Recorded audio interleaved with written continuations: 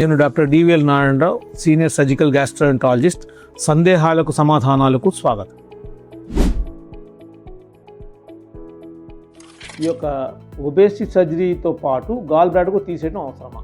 ఈ ఒబేసిటీ సర్జరీతో పాటు gall bladder తీసడం అవసరమా అనే ప్రశ్న అసలు ఎందుకు మొదలైందంటే, ఒబేసిటీ సర్జరీ చేసి ఫాస్ట్గా కనుక బరువు తగ్గినందువలన గాల్ బ్లాడర్లో స్టోన్స్ ఫామ్ అయ్యే అవకాశం ఎక్కువ ఉంది కాబట్టి దాన్ని అదే ఒబేసిటీ సర్జరీతో పాటు గాల్ బ్లాడర్ సర్జరీ కూడా కొంతమంది సర్జరీస్ తీస్తూ ఉంటారు.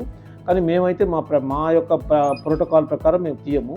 ఎందుకంటే ఒబేసిటీ సర్జరీ వచ్చిన తర్వాత పేషెంట్స్కి గాల్ బ్లాడర్ స్టోన్స్ ఫామ్ అవ్వాలని గ్యారంటీగా అవకాశం లేదు.